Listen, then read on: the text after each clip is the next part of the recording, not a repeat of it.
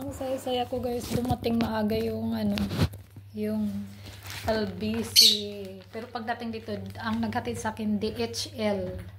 So kahapon nag-message sila sa akin ng DHL dito sa Hong Kong na i-deliver yung yung document ko today. Tapos ngayon nag-message na naman sila sa akin.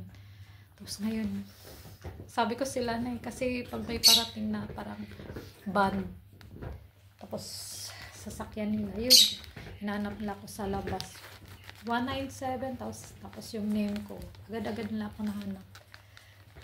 Ito na yung mga ko dokumento. Unboxing natin.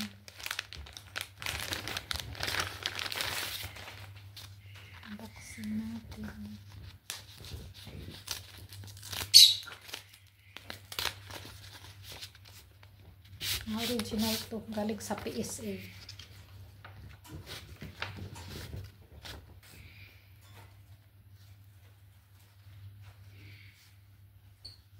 Purchase certificate ng mga anak.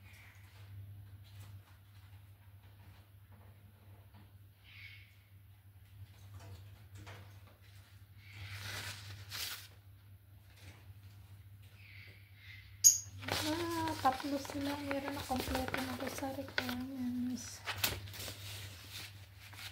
Kompleto na ako sa requirements.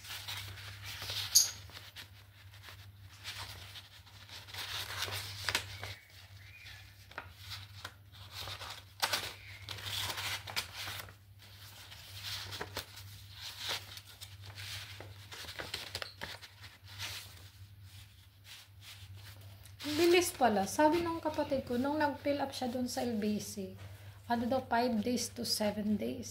So, hindi ako nag-hope na darating siya before mag-Friday. Akala ko next week pa darating to. Pero ang bilis lang pala.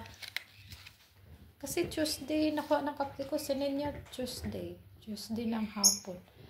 And then nga, sabi 7 days, 5 days. So, hindi na ako nag-hoping na makaabot this week.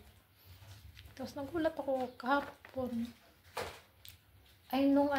Nagulat ako nung Wednesday, kahapon nga, Wednesday, nag-message sa akin na i-deliver na ng Thursday ng 6.